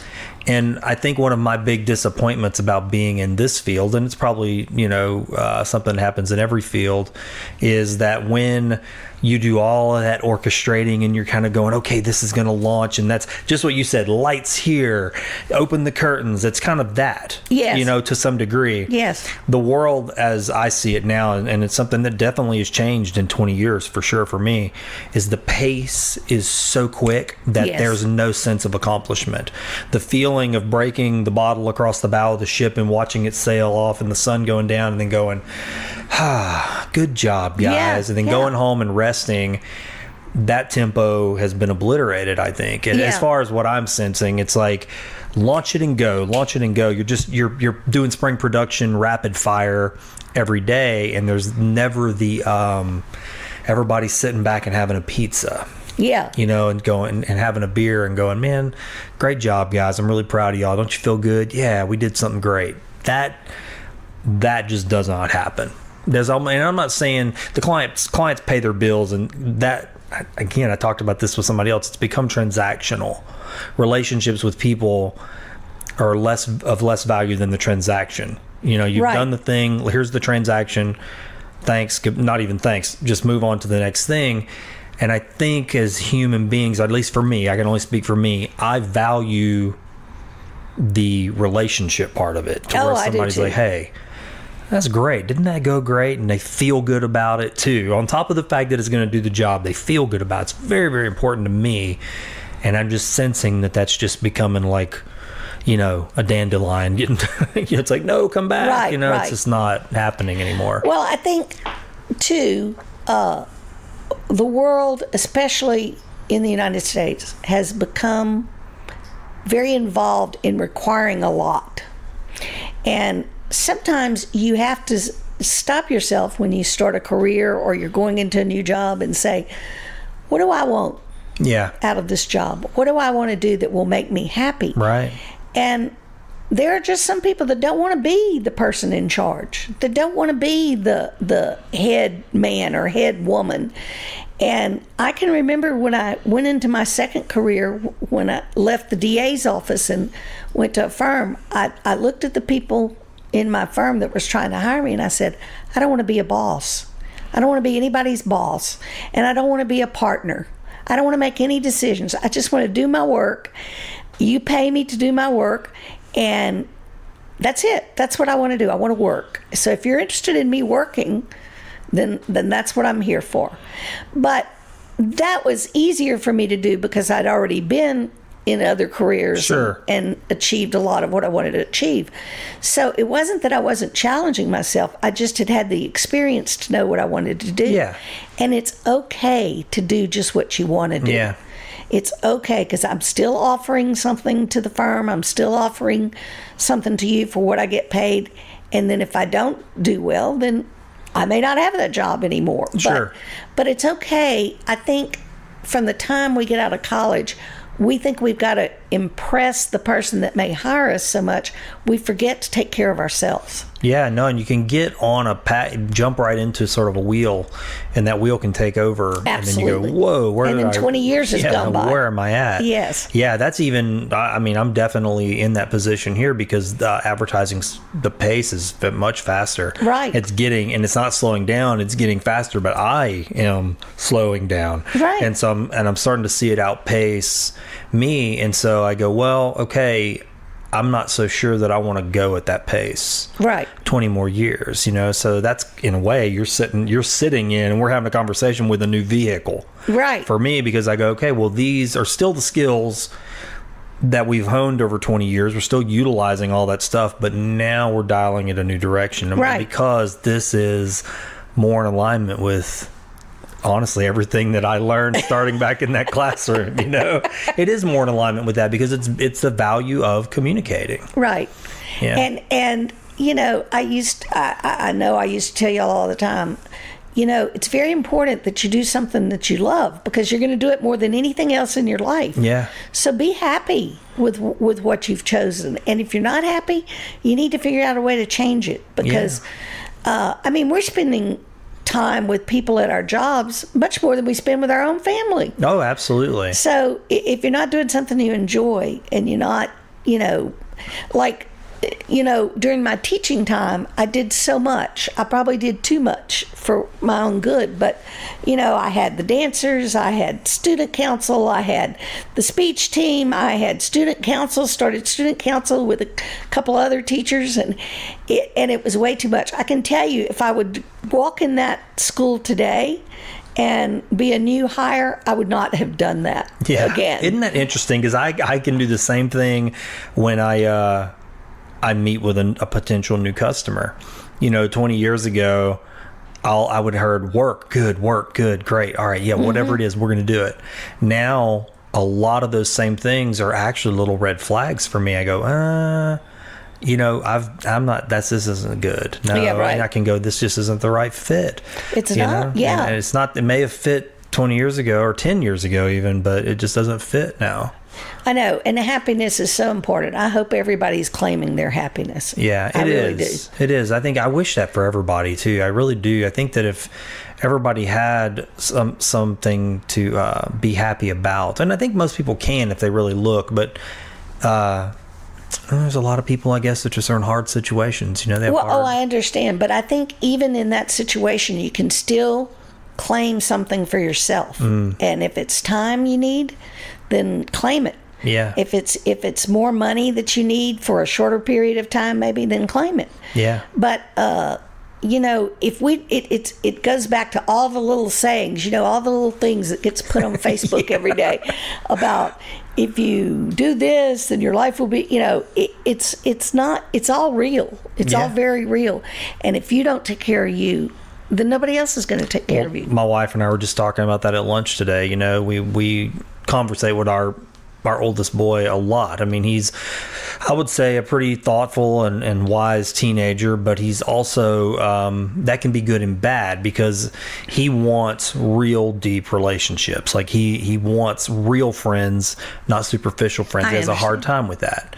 And, I have to tell him sometimes, I said, what your desire is deep, meaningful conversation with people that you can trust. You can have that with me and your mom, but you're at that age where you want to experience that with other people, and you're not experiencing that. You're experiencing what I would call is most teenage life. It's not that, it's not deep, meaningful stuff. No, it's not. Yeah. And so I said, it's hard for him because I said, you're just sort of in a different place, a little too young perhaps to really engage with people in that way. I said, but it's going to come, It will come. It'll come, and you'll find your, so he has a hard time sometimes finding the lights throughout the day, and I'm like, look, those lights are going to come. Just don't let this time period where you're not experiencing that jade you towards the value of seeking those types of relationships. Right. Well, I've been very lucky in my life because I've had a ton of friends, and it became very real to me my latter years before moving back in New Orleans that having a really good friend is hard work. Oh yeah, I bet. Yeah. Because if you don't stop and take the time to be with that friend and to continually grow the relationship, then you're going to lose them. And it's real easy to just let go. It's just real easy to say, I'm going to love them always. So, but I understand, if they're doing this or doing that. And I had to take in hand the friends that were really, really, really important to me and make them a priority, or I wasn't going to have those friends in another few years, because people come into your life and pass out very easily, out of your life. And there were some people I realized that I wanted to have in my life no matter what happened. And so I started coming up with a saying, a little answer for people. The first time a person that I decided I was going to do this, first time a person came to me and said, I want to get your phone number so I can call you. I looked at him and I said, I'm sorry, I'm not taking new friend applications right now. And that's exactly what happened. They died laughing. And I thought, I just stepped out on a tall diving board and took that chance. But I said to them in follow-up, I said, I have a lot of friends. I've been blessed. and I want to hold on to those friends. And I just don't have any more space in my life to add a really, really good friend, because I'm trying to hang on to the ones that I have. Yeah. And every single person I've said that to has understood. It's interesting. I've been editing another episode that I had with one of the past guests, Diana Valette, and she asked me a question. And she said, do you have a really good friend that you can talk about some of these things with? Because we were talking about some spiritual stuff and some religious stuff. And I said, I paused, and as I was editing it, I'd forgotten this, and I hear this pause, and I said, yeah, I do. And that friend is my wife. And so I guess she said, well, that's good, because a lot of people don't have that. Right. But yeah, I can't even imagine trying to recultivate or try to have a brand new relationship. Exactly. That like the one I have with Michelle, because I'm like, man, that is a lot of pruning, a lot of work, a lot of good work, but it still takes time. You know, I cannot imagine trying to invest all that again in another friendship. Right. And I had the same best friend since I was 12 years old until last year. Really? And she passed away. I'm sorry. And I thank you for that. But my point in saying this is I miss her tremendously, because we were so close, because we had been friends for over 50 years. Oh, wow. That's amazing. That one of us could call the other one, and we knew instantly, without anybody saying a word, if there was a problem, or if they would just call in to say, hey, how you doing? Yeah. And I miss that ability to be able to pick up the phone, because anything that happened in my life that give me extra thought or some kind of trouble, that was the person I went to first. And it's just an invaluable experience. It's just to have somebody that knows you that long. It is true. The closest thing I can think like that would be my good friend Dan Smith and Kane Dominski too, actually. You know Oh, Kane. yes, of course. I don't see Kane. He lives in New York, but we talk on Facebook, and it's a good way for us to share pictures and stay in touch. But with Dan, he and I don't see each other all that often, but we do communicate still. All these years later, I met him when I was 11 or 12 years old. But what's funny is that density. It gets back to that George Carlin and the canyons. Dan and I have canyons together. Yeah, absolutely. You know, and so like he texted me the other night. My wife and I were sitting on the porch, and he and I were having a little text chat, and he made a joke that only he and I would get, that had something to do with us sitting at a railroad track back in 1996 or something. I laughed and I laughed till I cried, and I tried to explain to my wife what I was laughing about. And I mean, I could tell she was like, yeah, it seems like it's funny to you, but there's no way for me to fully illustrate the value. And I thought, only Dan. And I know he was laughing too on the other side. You know? Like only he and I can have this history together. It's just that dense, you know? Oh, it's a huge thing. And to lose somebody that you've developed that with for some, there's nobody to step into that place. Now, it doesn't mean I don't ever have any new friends. For example, when I moved back and I decided complete retirement was not for me, well, then I started working with a gentleman in Lake Charles. Well, along with that gentleman came staff in the office, and I have to work with those people every day. Luckily, I'm friends with all of them now, and I enjoy them tremendously, and I would never have met them probably had it not been that I just went to work there.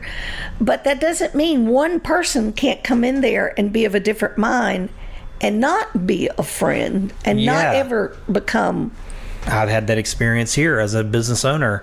You know, I would say the bulk of everybody that's worked here I've been friendly with or have become friends with. But every once in a while you have somebody you just go, they're just not interested in a friendship. That's right. That for them, the job is a job. They don't want to make new friends. The relationships are off limits. And I've experienced both things. And in an office our size, I mean, you can see it's very small, so it's kind of intimate. Everybody's together. Exactly. It's hard for you to, it's almost natural. It seems natural to have a bond with everybody, but sometimes it just isn't that way. Oh, I have a yoga group in New Orleans that I'm extremely close to, but I used to tell everybody all the time. They'd say, oh, I do yoga. Would you like to come? And I'd always have to say, oh, I don't do yoga. They're just my friends. I meet them in the bar after yoga. Right. But I miss them terribly now. So it doesn't always have to be something that's something you're attracted to become friends with those people. It's just an important part of life. And if you don't have that, unless you just don't want friends. Right. I don't know how anybody does it without those people in your life. Yeah, I've had to really retool myself. I caught myself falling victim to, I'd say, some of the negative sentiments in the world, like a fear of intimacy. Say, well, I don't want to make eye contact with people at the store because then I might have to talk to them, or I don't want to smile at people because then they're going to think I'm friendly and we're going to have a conversation, or they might need something, or it was all this little whole laundry list of reasons to just sort of shell up a little bit. Right. And what I realized for me was that wasn't going to work, one, and I didn't know why I was doing it. I think I was just doing it because I thought it was what everybody else wanted. It's a store, so people don't want to talk in the store. Right. This is a public place. They don't want to interact. They want to do their thing and go away. What I've changed in the last couple of years is making an effort to put on, actually habitually saying, I'm going into a public space. I'm going to put on a friendlier visage than I would, right? Even normally. So I do at the store, and I've told a few people this. I said sometimes I get some strange looks because I've done it so much now. When I'm shopping, I'm smiling. Yeah. And then when I look at somebody, I'm still smiling at them, and it's weird. Some people out like, what's he smiling about? And I thought it's interesting how happiness and joy has become strange. Do you know what I mean? That's a good statement. I do know what you mean. Yeah, it's like, why are you being nice? Why are you being friendly? There's no reason for that. Why are you chatting with me? Why are you asking how my day is? That's weird. What are you doing? So I could say so much about that, and I'm certain we don't have time to do that, but people treat me very well. And I don't think it has anything to do really with me. It has to do with I'm just real happy. And and people are drawn to happiness. And I've had times in my life where my friends will say to me, I'm not going to Walmart with you because 50,000 people are going to stop you and talk to you. And what's amazing is I know I'm not the only person like that. I just had a former student who's very involved in the community tell me the same thing. He said, Miss Barnes, I don't go to Walmart at night anymore because so many people stop me. I can't even get what I've gone there to get. Mm-hmm. So I know it's not just me, but people that are open and that are happy themselves, we all are attracted to because they're not a moper. They're not somebody constantly complaining. There's not, I had to one time leave a job because this woman complained so much about her life that she was telling me that on a daily basis, and it would just bring me so down. And so, of course, I'm enjoying, my new job because these people are not like that. They're very up. They're very involved, and I have one of them that reminds me it's time to go because I leave at a different time than they leave. And I just love that person reminds me because now, I may be stuck on the bridge for 3 hours. Sure. So one of them comes in every day and says, it's time for you to go. Or another one that says to me, you haven't eaten today. Go get some lunch. You haven't eaten today. And so it becomes just a friendship, but we're all still looking out for each other. And man, if you don't have somebody that'll have your back and look out for you, you're not going to be as happy as I am. I'm very lucky to have those people. Man, I get you. And that whole thing about complaining, that becomes just a habit. I remember when I was a kid and I would turn my bicycle upside down and I would sit there with my hands on the pedals and I'd pedal that wheel and I'd sit there and watch the wheel. I thought that was the coolest thing, how fast you could get it to go. But I've kind of come to think of complaining with that visual in mind. Yes. Because once I start complaining, I'm on that wheel with my hands, just pumping that tire. And then when I stop pedaling, I was done complaining, but that wheel is still spinning until I either burn my hand trying to stop it or it finally wears out. And so I've tried to learn, because I've been guilty for large chunks of time to jump into complaining and just spin her up, I had a woman teach me this, and it was not in the early part of my life. I wish I'd learned it in the early part of my life. But every time somebody would say something about her, if you ask her about these people talking about her, she'd say, oh, that's none of my business. And I was always intrigued by her saying that. And what she was saying was, what somebody else is doing, what somebody else is saying, that doesn't involve you at all.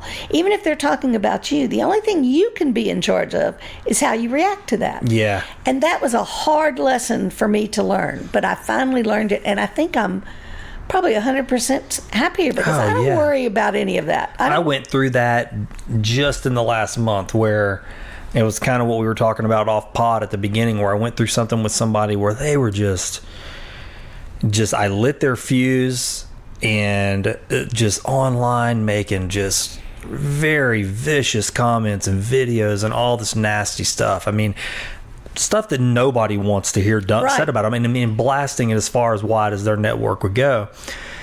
Unfounded, mind you, but still, it doesn't matter. It was still being done, and there are people out there that don't know you, and so your mind, you just go, man, you want to... You want to get even. You want to get even, right? Your first instinct. And so again, going back to that spinning the wheel thing, I thought of what Michelle Obama says. She said, when they go low, we go high. And I thought, that's good advice in this situation. And it goes right with your saying. It doesn't matter what they're saying about me. I can take that energy they're putting out there. I can actually redirect and have nothing to do with them and try to put something else positive out in the world. And don't worry about that. Right. That doesn't matter. Because somebody can say, call me orange and I may be blue. Well, somebody can look at me and see that I'm not orange and I'm blue. So, I go, well, what do I want them to see? I'm just going to show who I am and let that just be testament to itself. That's right. We're living life. We're being whoever we are.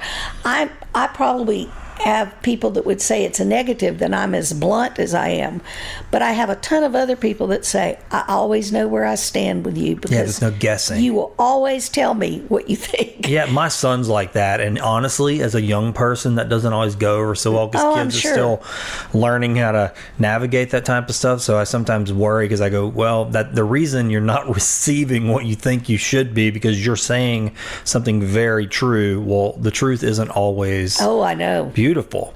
And so people want to hear how good they are, not the truth. Exactly. So. Exactly. And I find I'm not necessarily, I guess I'm judging to some extent, which I try really hard not to do. Like I try hard not to be negative and I try hard not to judge. Doesn't mean I'm successful 100% of the time, but if you're constantly judging somebody, then you've become the wrong person. Yeah, no, I get it. So so I just try to I pray every day and I say to God, don't let me have one negative thought today, and I just keep practicing and practicing and practicing that. I'm hoping one day I'll get it completely. Well, it's just like exercise. I mean, I do. You said that right there, practice. That is in my lexicon every day, no matter what it is like, look, I've got to practice it. If it's something internal work, if I've got things that are going to help me with that, I got to practice them. I cannot just say I have an idea. And I'm happy, I know it. This episode's Fishing for Goodies Fishbowl sponsor is Brimstone Museum and Henning Cultural Center in Sulphur, Louisiana. I don't know what you look for when you travel, but one of the things I look for when I'm putting together my itinerary is a unique museum or gallery in the city I'm traveling to. I do this almost every time I go to a new city, but if I'm being honest, I'm guilty of not always doing that very thing right here at home in Sulphur, Louisiana.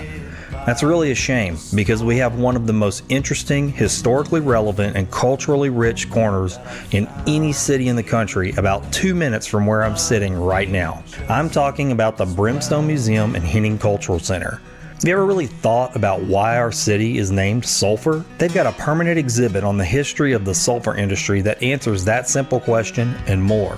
You really get a full scope of just how important the sulphur mining industry was to the development of Southwest Louisiana and the impact it had on the rest of the world. Yes, the rest of the world. On the same property, right next door to the museum, is the Henning Cultural Center, presenting some of the most interesting, modern, and culturally relevant local art shows I've ever seen. My dear friend Tom Trahan and the Brimstone Historical Society have really worked hard to give us this treasure, and it's a multifaceted jewel that I plan to take advantage of more often. You don't have to wonder what their hours are, or how to get there, or what shows are coming up. Just go to brimstonemuseum.org like I did, and subscribe to their mailing list right there on the homepage. That's brimstonemuseum.org. Tom will make sure you start getting the announcements for each and every new show at the gallery. But you don't have to wait for the mail to arrive to enjoy this historical local treasure. You don't have to be guilty, like me, of overlooking a local wonder that conveniently sits next to the Grove, one of the most beautiful walking parks in Southwest Louisiana. Drop in and say hi to Tom for me. Tour the museum and center, and make sure to tell Tom that you heard about Brimstone Museum on Find the Good News. Now, let's take that dive in the fishbowl. So if you've listened to it, then you know you got 3 questions you can draw out of there. Okay. Here's the first one. Oh boy. Has someone ever given you a last chance, and for what?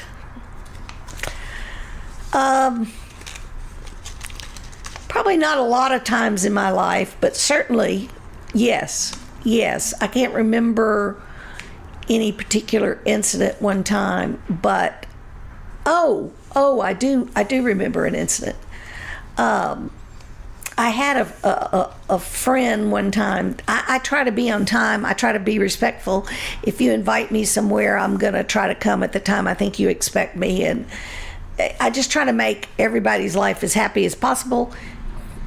When I'm in a good place, of always, and even when I'm in a bad place.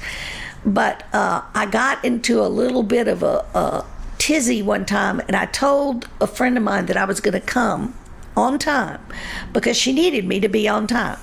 And because I got in the tizzy and I got involved in a bunch of other things, I wasn't. And I was apologizing profusely, but I could tell this friend was still upset with me for it. So I said, what do you want me to do to make this better? Because I can tell you're still upset about it. And I think you're right. You should be upset with me because I made you a promise and I didn't hold on to it. And that person said, no, you've always kept all your other promises, so I'm not going to hold this one against you. Wow. And I tried to be very particular about telling her from then on. Yeah. If I was going to be somewhere on time, I was going to be there. That's good, though. That's a good lesson to learn, to go, hey, if you can course correct, that's all it is. Yes, that's right. I think we should all get a chance to do that. Oh, I wish we all did. And sometimes you just have to have a plan B. Yeah. And you may not have expected it, but suddenly you're in a place where you got to have a plan B. Well, that right there just hits into like just something so simple, and I say it all the time, is I'm sorry. Yeah. Oh, I don't mind saying I'm sorry at all. I'm sorry I did that. I'll change it. And it doesn't have to. It doesn't even have to be that I think I did anything actually wrong, but the person is, if they're upset with me, I did something that made them go to that place. So I'm always ready to say I'm sorry. Yeah, that's not a hard word for me. Yeah, me either. But it's hard for a lot of folks. It is. It's very hard for a lot of people. Yeah. And I can't expect them to be how I am. Yeah. So if they are, then I try my best to I think it's like a natural reaction to like jump back when somebody tries to tell you, hey, you did something wrong. It's like, whoa, what are you doing accusing me, What was the one thing that you begged your parents for as a kid and they finally gave it to you? This one's easy. I know the answer right off the bat. A set of drums. Oh, yeah? Yes. When I was very young, still in middle school, I joined a couple of bands because I had always been a drummer in the band. And but I could play a kit. I could play a set of drums too. And so I joined a few bands, but I didn't have my own set, so I couldn't really practice or do what I wanted to do. And I went to my parents, who I've said a couple of times now, I had 8 children, and they were not used to necessarily giving their kid these large presents. Right. And so I actually made a deal with my dad, and he said, he made a huge mistake, because he said, you bring me $50, you show me that you've saved $50, and I'll buy you your set of drums. And it was kind of funny because we went as a family that night to a place out of town that we used to go eat, but they had bingo. The whole family would play bingo every night if you were in this place to eat. And I was playing bingo as a family with the rest of my family, and I won $50. And they paid me, and I handed it across the table to him, and he went, "Oh no!" He was hoping it was going to take a little more work than that. So yeah, that was fun. And I ended up being a professional drummer, actually. Oh, really? Made money and everything. Ooh, this is a good one. What is legal that you think should be illegal? Well, that's awesome. That's just luck of the draw. I know. What is legal that you think should be illegal? This is not legal yet, but it's coming. And you'll know instantly what I'm talking about when I say this. I'm a child of the 60s. Uh-huh. So I grew up with the notion of marijuana. Uh-huh. And watched a lot of my friends partake. And through life, I've known a lot of people that use marijuana. And I don't really mean this as a moral judgment. I mean this because, once again, this used to be mentioned, the evils of marijuana. Oh, yeah. I remember some of the old videos and stuff. Yes. This used to be mentioned a lot because it was so big in the 60s. But it that part kind of fell by the wayside in that they don't talk anymore about what marijuana, the bad results of marijuana are. And so I think a lot of people partake and maybe they don't experience, but I think there are people that don't know until they do partake. And one of the things that I've read a lot on over the years is marijuana. And we actually had a Surgeon General. It was a woman that, and for some reason I can't remember her name right now, but she was a Surgeon General for X amount of years for the United States. And much after she resigned that position or left for whatever reason she did, she came back and said, you know what I didn't do well? I didn't tell people the evils of marijuana enough. And I thought, wow, really? And then when I started reading about it, it definitely has effects on your brain. And several of my... No, especially young people. Oh, yeah. And several of my friends that became everyday users have let me know that they can't remember anything anymore. They can't... It's interesting. If they go out for an evening to meet someone out, they can't remember where they've parked their car. Short-term memory loss, and they have to wait till the next day to get their friends to drive them around and find their car. So it's not legal yet in all over. It's legal in many states now. I think it's coming, and I don't think it's a very popular view that I have, but I want people to hesitate before just automatically thinking, oh, I can just smoke this and it's no problem at all, because I think it is a problem. I mean, I take similar views. And again, this doesn't come from some holier than thou place or morality issue. I've never been a big fan of contaminants of the mind. Right. You know, I know that there are medications that help people. Even with medication, though, I've always been a little bit shy of anything that's going to affect my mental state. And marijuana's on that list. Now, do I think that there are values in the plants like hemp and things like CBD oils and things like that? Absolutely. Sure. And but for some diseases. Yeah. But just recreationally, and I know that, again, it's unpopular, and I'm not judging anybody that does it or saying they're evil people or anything like that. I have my own views about it too. And right. Somebody said this, and I was like, you know, that's interesting. He said, well, we can't even handle the vices we already have. Right. That are legal already. We need more, you know, and I go, yeah, there is some value in what he's saying right there. Now, I think alcohol can be the same way. And I think a lot of that, I know people, and I'm sure you do too, that it started with alcohol led to marijuana, and then before long I know people dead in the ground because it took them, that's their own addiction, but they couldn't handle anything. Exactly. You know, and so do we open the door for those type of people? We need more people suffering from things like that. I'm not so sure. Right. And probably because of my experience, once again, which we talked about earlier, I lost a brother that was an alcoholic. And,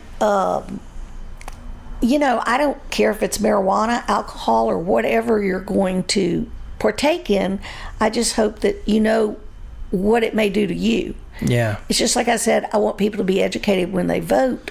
Well, I want them to be educated about this when they vote. And then if they want to vote, they vote however they want to vote. I don't have any power over other people and wanting them to vote my way. I'm just saying, if you're going to do something that can do something to your body, and I'm like you, especially your mind, I don't like anything that has some lasting effect on my Oh, mind. no. I don't either. I want to have all the capabilities I can. And so, if you consider all that, you've looked it up and you know what's going on, then that's up to you. Well, I mean, when it comes to your mind, for me, I like to know where the baseline is, even if I've got things going on inside of me. At least I know that's the baseline without any contaminations, right? Exactly. When you start adding things into the mix like that, there's no way to know what's going on anymore. I know. I mean, there's no baseline. And what's really interesting to me is that since many states have started making it legal, that one of the fastest growing groups to partake in marijuana are the elderly. Yeah, it's true. So I find that very interesting, but maybe they always wanted to partake and try, but they didn't because it was illegal. I don't know. But but I wonder what all the effects will be on the elderly that we don't have the information on. That's exactly right. I mean, there's just no research on anything. I mean, it's even like vaping and things like that. Yes. I mean, that's all just so brand new and happening so quickly. What are we going to be saying about that 50 years from now? Well, they're already saying that young people are becoming vastly, in huge numbers, addicted to vaping. Oh yeah, my son's. He said, it's funny because you get to hear what's going on in school when you have a kid in school. Obviously they're telling you what kids are saying. Yes. And my son will be like, "Oh man, I wish the kids in the class would shut up." I'm like, "Well, what are they talking about?" Because he can't concentrate. And he's like, "Oh, juuling, racism." He's like, "Tell me all this stuff." Yeah. And I said, "Juuling?" He said, "Dad, everybody talks about juuling and what flavored Juul pod they're going to get." I was like, I got this weird look on my face. I said, wow, so that's like smoking now. It's just Exactly. juuling. I mean, and don't think that the business people that produce, manufacture, sell, whatever they do with this juuling and the vaping and all of it hasn't done to those kids exactly what we've talked about today, which is they've taken over their heads.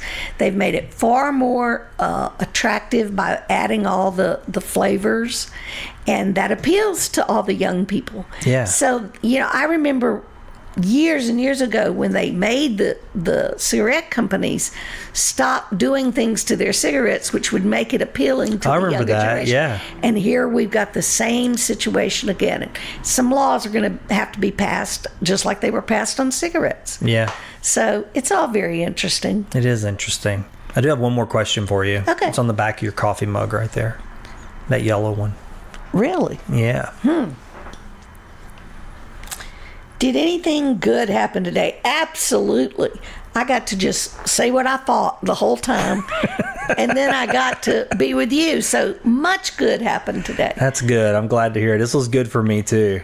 Oh, I enjoyed it so much. Ask me again. I'll come back and we'll discuss. Oh, that would be great. We're doing roundtables, so that's really good. Yeah. Oh, that's good. Yeah, I'm starting out by bringing people together who have a common thread that don't know each other, and then I'm going to expand into bringing people from different categories. Okay. So yeah, I think it'll be fun. Get some really, I think we're going to see some cool ideas emerge and just some good conversation. Okay. Yeah, That's this is good kind of with me. campfire talk. People have told me that this sounds like just friends hanging around a campfire. Well, we are friends, so that's a right. good thing. It's so nice to hear that. After all these years, I know I saw you in New Orleans that one time and we went to dinner, but it was so short.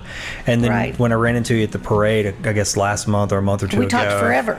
Oh man, I was like, wow, Barnes is in town. That's good. And I love you just as well. Thanks for listening to this episode of Find the Good News. If you would like to advertise on this show or sponsor an episode, just visit findthegood.news. Send me a message and we'll see about getting your business, organization, service, product, or event on the show. I deeply thank each of you again for supporting this podcast.